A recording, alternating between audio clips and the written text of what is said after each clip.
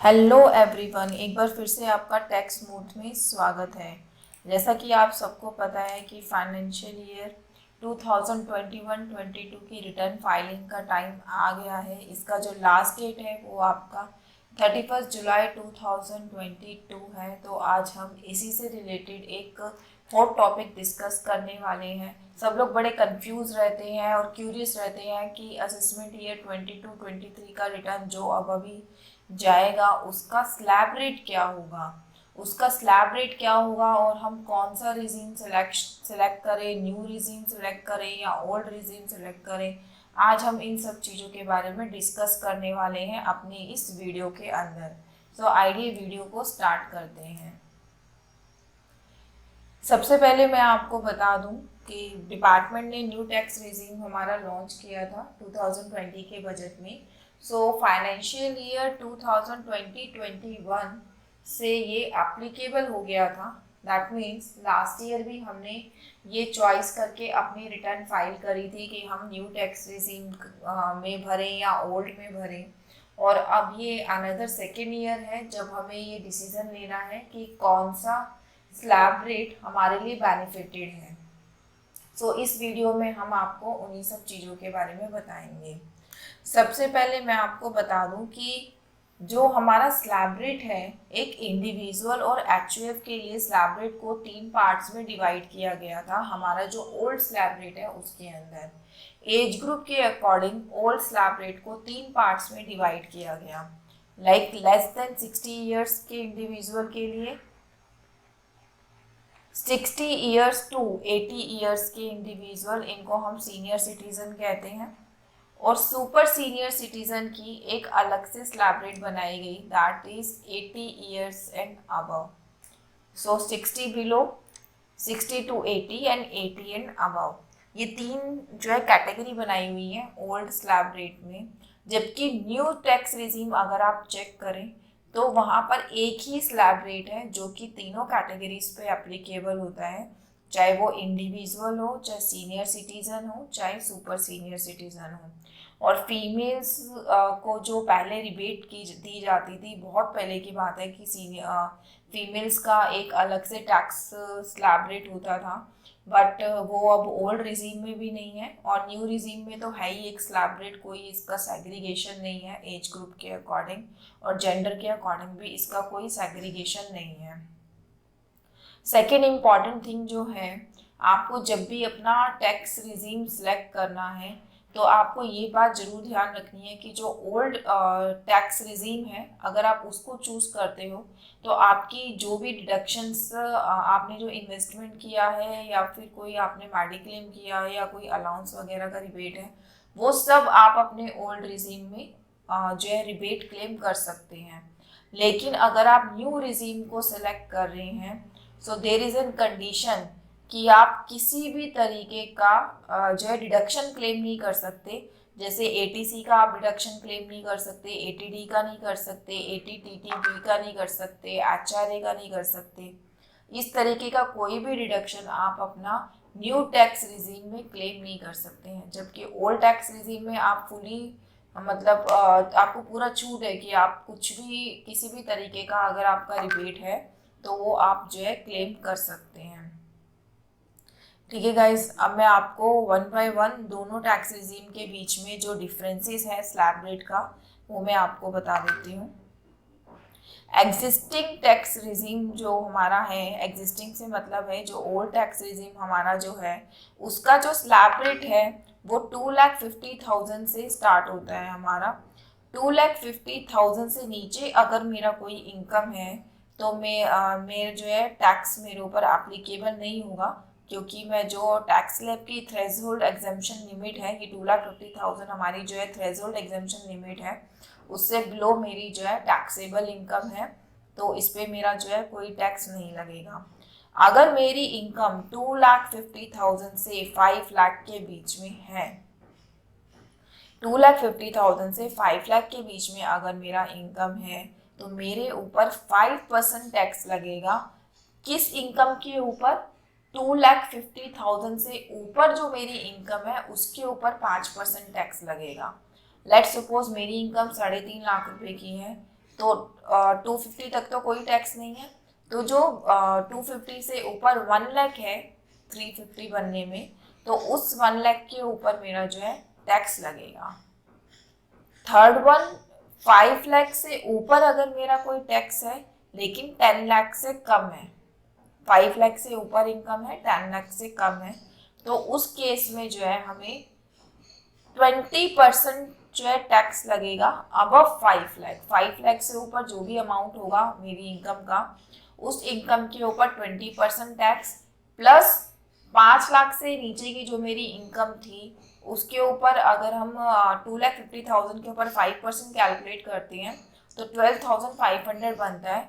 तो 20% जो मेरा टैक्स बना वो प्लस 12,500, ठीक है। तो 10 लाख से नीचे अगर मेरी इनकम है तो इस तरीके से आप अपना इनकम टैक्स कैलकुलेट करेंगे। नेक्स्ट, अगर मेरी जो इनकम है 10 लाख से भी ऊपर है तो 30% स्लैब में मैं आ जाती हूँ। तो 10 लाख से ऊपर जो भी मेरा इनकम है उसके ऊपर 30% प्लस 1,12,500, इतना जो है ओवरऑल हमारा इसमें जो है टैक्स बनेगा। तो यहाँ पे हम पार्ट ए को अपने कवर कर चुके हैं as per old tax regime. 250 तक कोई टैक्स नहीं, 250 से 5 लाख 5%, 5 लाख से 10 लाख 20%, 10 लाख एंड अबव 30%। यहाँ पर अगर आप देखेंगे तो एकदम से बहुत हाई जंप है कि 2,50,000 से 5 लाख तक तो सिर्फ 5% है, और 5 से 10 के बीच में एकदम से मेरा 20% हो जाता है। तो हाँ, ये डिपार्टमेंट ने जो है बहुत हाई जंप यहाँ पे मेंशन किया गया है। क्या कर सकते हैं, जो स्लैब रेट है वो तो हमें फॉलो करना ही पड़ेगा। तो अब आते हैं कि इसको हम अब कंपेयर करेंगे न्यू टैक्स रिजीम से।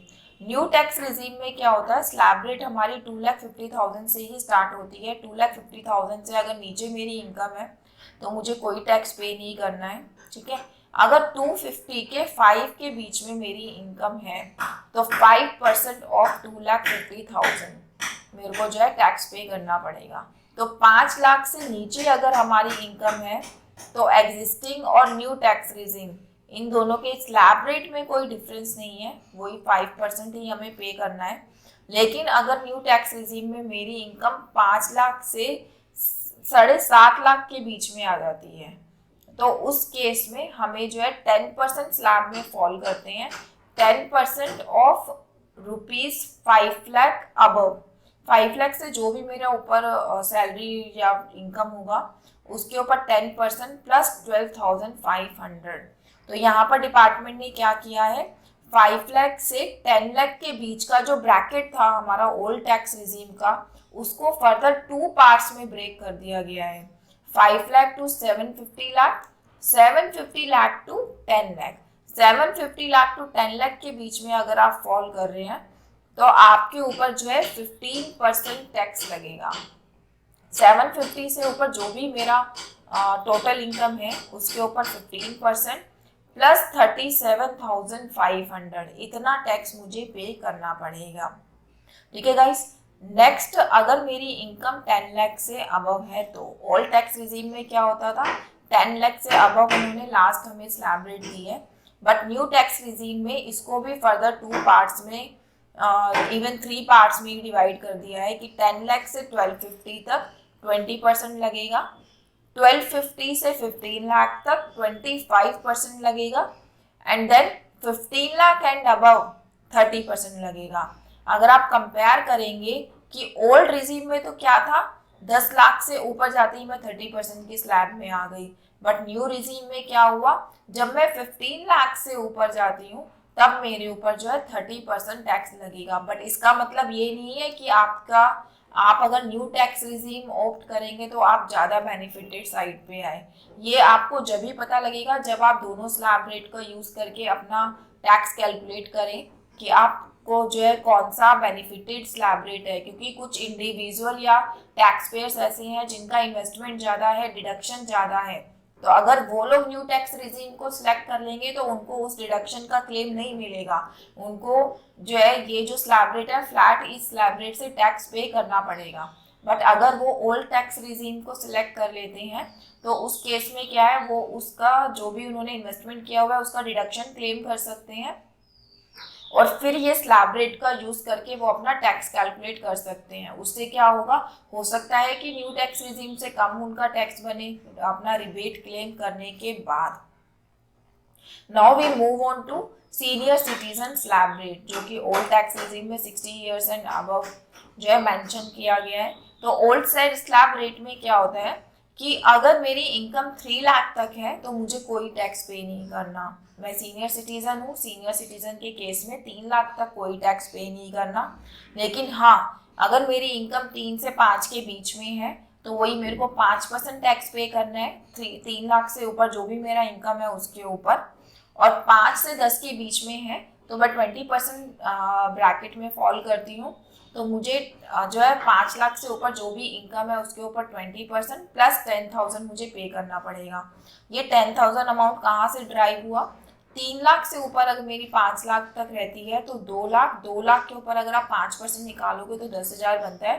तो ये 10,000 प्लस 5 लाख से ऊपर जो भी इनकम होगी उसके ऊपर 20%, तो इतना टैक्स हमारा बन जाएगा। अगर मेरी इनकम 10 लाख से ऊपर है तो again I am fall in 30% condition. तो इस केस में 1,10,000 plus 30% of income above 10 lakh rupees. Let suppose अगर मेरी इनकम 12 लाख रुपए है तो 2 लाख के ऊपर मैं अपना 30% लगाऊंगी, दैट इज 60,000, और प्लस 1,10,000 मीन्स 1,70,000 मेरा टैक्स लायबिलिटी बनता है, plus education cess, higher education cess, surcharge if any. ठीक है गाइस, अब हम इस एग्जिस्टिंग टैक्स रिजीम को जब न्यू टैक्स रिजीम से कंपेयर करेंगे तो न्यू टैक्स रिजीम का स्लैब रेट में कोई डिफरेंस नहीं है, चाहे मैं सीनियर सिटीजन हूँ, चाहे सुपर सीनियर हूँ, चाहे मैं जो है मतलब इंडिविजुअल हूँ। तो इस केस में क्या है, वही 250 तक आपका कोई टैक्स नहीं है। 250 से 5 के बीच में 5%, 5 से 750 के बीच में 10%, 750 से 10 के बीच में 15%, 10 से 1250 के बीच में 20%। ठीक है, देन 1250 से 15 के बीच में 25% मुझे टैक्स पे करना पड़ेगा। 15 लाख एंड अबव 30% मुझे टैक्स जो है पे करना पड़ेगा। Again I am repeating, it doesn't mean कि हमेशा आप न्यू टैक्स रिजीम में बेनिफिटेड साइड जाएंगे। आप हमेशा अपना दोनों स्लैब रेट कैलकुलेट करके देखें कि आपका टैक्स का किस उसमें कम बन रहा है, उसके अकॉर्डिंग ही आप अपना टैक्स रिजीम को सिलेक्ट करें। थर्ड कंडीशन में आता है कि अगर मेरी जो एज ग्रुप है 80 ईयर्स एंड अबव है, that means super senior citizen के ब्रैकेट में अगर मैं फॉल करती हूँ तो as per old tax regime 5 lakh तक मेरे को कोई टैक्स नहीं देना है। 5 से 10 के बीच में अगर मेरा इनकम है तो 20% ऑफ 5 लाख। यहाँ पे देखो कितना मतलब रिसेशन मिल गया मुझे कि अगर 5 लाख तक मेरी इनकम है तो मुझे कोई टैक्स नहीं देना अगर मैं सुपर सीनियर सिटीजन हूँ तो। और अगर मेरी इनकम 10 लाख से ऊपर है तो 1 lakh plus 30% of income above 10 lakh rupees हमें जो है टैक्स पे करना है। अंडर न्यू टैक्स रिजीम हमारा जो है कोई सेम स्लैब रेट ही है, जैसा कि मैंने बताया था 250 से ये स्टार्ट होता है, यहाँ 5 लाख का कोई रिबेट नहीं है। देन 15 लाख तक ये एंड ऑन होता है, 15 लाख एंड अबव पे आपको 30% ऑफ टैक्स देना पड़ेगा। अब इसमें कुछ नोट है, सरचार्ज और हायर एजुकेशन सेस और एजुकेशन सेस दोनों ही रिजीम में लगाए जाएंगे, चाहे वो सुपर सीनियर सिटीजन हो, सीनियर सिटीजन हो, इंडिविजुअल हो या फिर जो है न्यू टैक्स रिजीम हो या ओल्ड टैक्स रिजीम हो।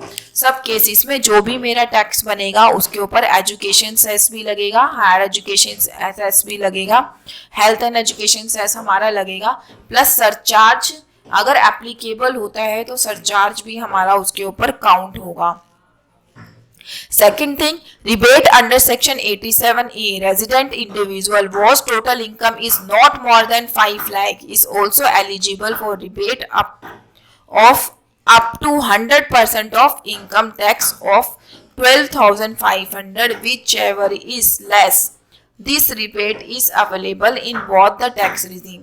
मतलब 87A एक सेक्शन दिया गया है जिसमें क्या है कि अगर मेरी जो इनकम है वो 5 लाख से कम है तो उस केस में क्या होता है कि 12,500 का जो है टैक्स रिबेट दिया जाता है। 12,500 तक का हमें टैक्स रिबेट दिया जाता है। लेट्स सपोज मेरी जो इनकम थी वो 450 लाख थी, तो 250 लाख में से अबव है तो मैं टैक्सेबल इनकम है 450 लाख माइनस 250 लाख, 2 लाख रुपीस के ऊपर 5% के अकॉर्डिंग मुझे टैक्स पे करना है इन बोथ द रिजीम। दोनों में इस लेवल पे 5% ही होता है। तो मेरा जो टैक्स बना वो जो है 10,000 रुपीज बना। 2 लाख के ऊपर मैंने जो है आपका 5% मैंने पे करा तो 10,000 रुपीज़ मेरा टैक्स बना। बट 87A के अंदर जो है हमें एक अलग से रिबेट दिया जाता है कि अगर मेरी इनकम 5 लाख से नीचे है तो 12,500 का टैक्स का रिबेट हमें मिलेगा। और ये जो रिबेट है ये दोनों ही रिजीम में मिलता है, चाहे वो ओल्ड रिजीम हो चाहे वो न्यू रिज्यूम हो। तो मेरा तो टैक्स जो है 10,000 बन रहा था और मेरी इनकम भी 5 लाख से नीचे थी। तो इस केस में मुझे कोई भी टैक्स डिपार्टमेंट को पे नहीं करना क्योंकि 12,500 का मुझे रिबेट मिल जाएगा और मेरा टैक्स तो सिर्फ 10,000 ही बन रहा था, तो मेरा कोई टैक्स बनेगा ही नहीं। अब ये देखते हैं सरचार्ज, मार्जिनल रिलीफ और हेल्थ एंड एजुकेशन से ये होता क्या है। सरचार्ज जो है अगर आपकी इनकम 50 लाख से ऊपर होती है तो आपके ऊपर सरचार्ज एप्लीकेबल होना शुरू हो जाता है। इसकी भी अलग से स्लैब रेट है कि अगर 50 से 1 के बीच में है तो 10% लगेगा, 1 से 2 के बीच में है तो 15% लगेगा, 2 करोड़ से 5 करोड़ के बीच में है तो 25% लगेगा। तो सरचार्ज हमारा कब एप्लीकेबल होता है, जब मेरी इनकम 50 लाख से ऊपर होती है तो मेरा जो है सरचार्ज एप्लीकेबल होता है। सरचार्ज का जो रेट है वो लिमिट किया गया है इन केस ऑफ डिविडेंड और income under the provision 111A, 112A, 115AD।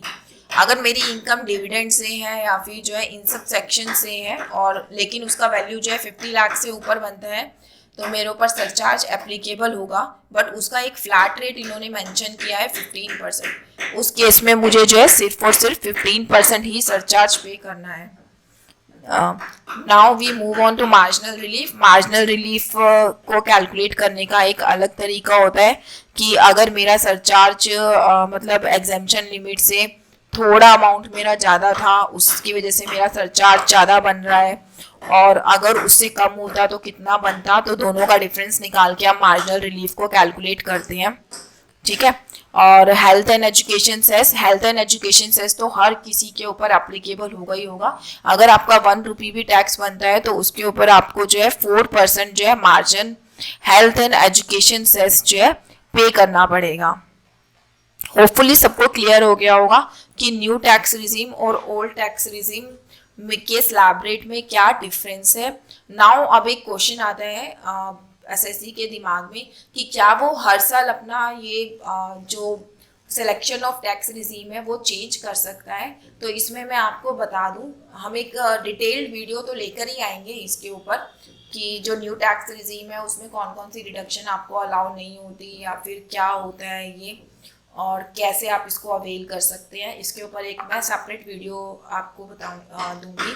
But इसमें मैं आपको इतना बता देती हूँ कि अगर आप एक सैलरी टैक्स पेयर हैं तो आपके ऊपर आपके पास हर साल ये ऑप्शन होता है कि आप जो है अपना जो सिलेक्शन है टैक्स रिजीम का वो आप चेंज कर सकते हैं। अगर 2021 में आपने न्यू टैक्स रिजीम लिया था तो ठीक है, आपको अगर 22-23 में ये लगता है कि नहीं मैं ओल्ड टैक्स रिजीम में जाना बेनिफिटेड साइड में हूँ तो आप उसको ओल्ड में चेंज करा सकते हैं। हर साल आपके पास ऑप्शन होता है कि आप चेंज कर सकते हैं।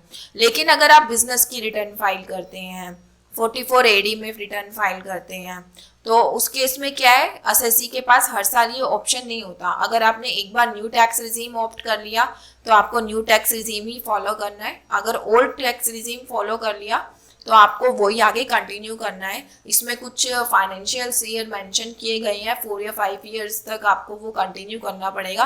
Then you get the option कि आपको दोबारा चेंज करना है, तो उसका एक प्रोसेस है।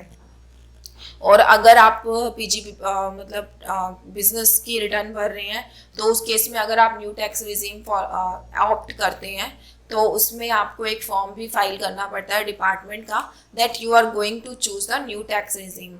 बट सैलरी टैक्स पेयर के लिए एज सच कोई फॉर्म नहीं है जिसमें जो उनको फाइल करना पड़े before opting any tax regime. वो जब चाहे अपनी रिटर्न फाइल करते समय अपना टैक्स रिजीम चेंज कर सकते हैं।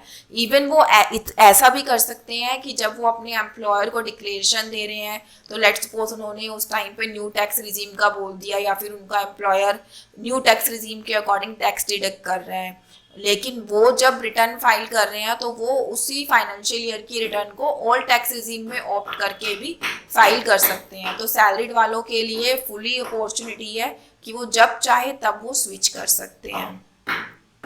होपफुली सबको स्लैब रेट्स के बारे में पता लग गया होगा, कंपैरिजन पता लग गया होगा। थैंक्स अलॉट पूरी वीडियो में हमारे साथ बने रहने के लिए। नेक्स्ट वीडियो जो है मैं आपको यही न्यू टैक्स रिजीम के बारे में लेके आऊँगी। Thank you so much.